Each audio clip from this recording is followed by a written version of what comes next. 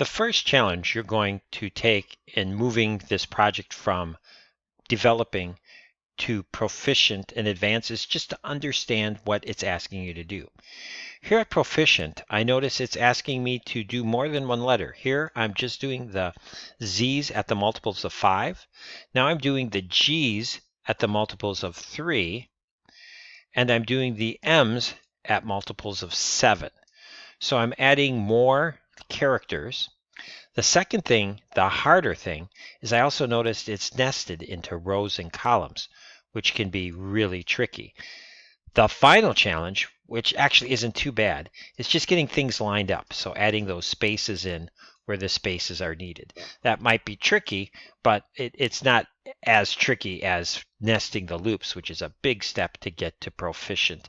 And you will need to be able to nest for your other challenge in class, or in the free response question for the exam. So here I'm back to my replet that I had for developing.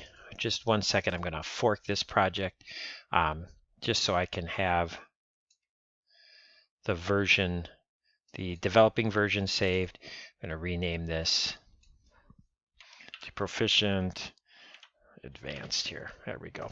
Okay, so here's the proficient and advanced version of the replet here.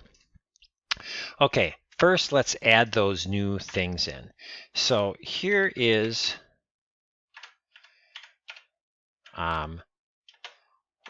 I'm going to add in another if-else, or sorry, an else-if, and I'm going to say if the num modulus, now I'm going to do bang, B-A-N capital G equals 0.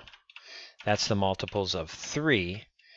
Then I want to return that system out with a G attached to it. Now, after I do a little bit of coding, because it lets me code, I can run it, which is kind of cool. So what I expect now is a big long line with all the 3's replaced with a G, multiples of 3 replaced with a G, and oh, that's not what I expected. After every G, it seemed to do a line return. Well, of course it did a line return because I forgot to remove the print line. I said print line when I just meant print. So now let's see if it's one big string. There it is. So 1, 2, G, 4, Z, G for 6, 7, 8, 9. Okay, that all looks good. Good. Now the next challenge, I'm just going to continue this pattern, is for the numbers that are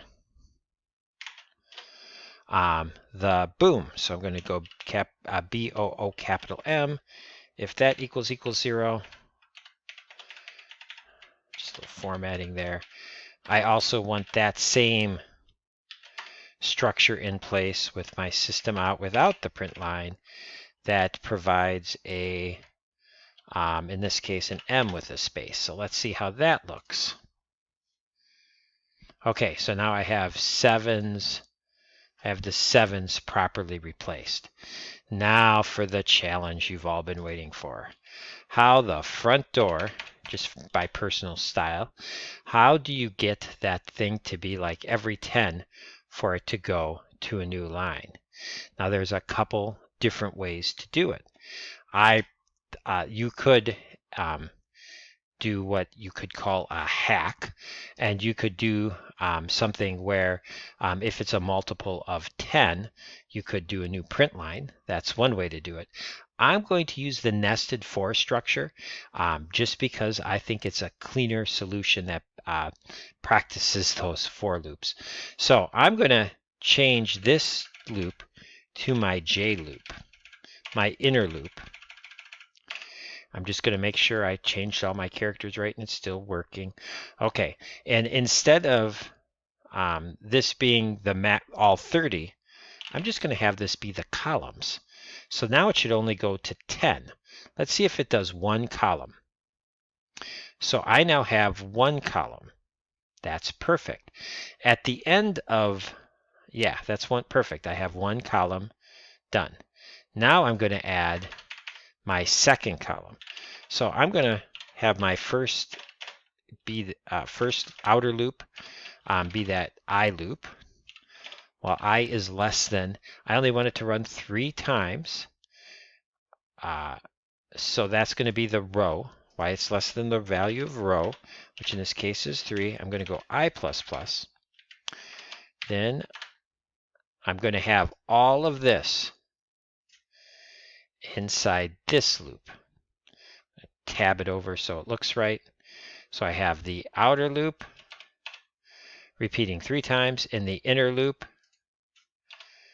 repeating 10 times. And when you multiply 10 times 3, that's going to be 30.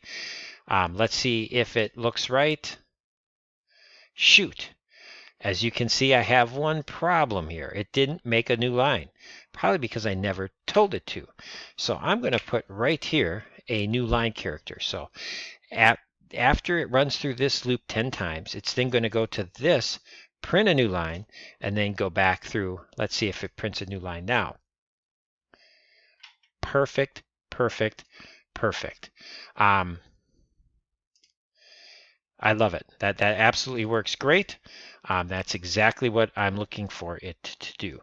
Now, I've met the proficient challenge. How can I get those extra spaces in so that it looks right? So this is a little tricky because right here is where it prints the numbers. So this is the number loop. I want to add yet another conditional. I want to say if the num is less than 10, so even at 10, it's not going to run, but less than 10, I'm going to print a different system out than I did before. I'm going to print a system out that adds a space plus the num plus a space.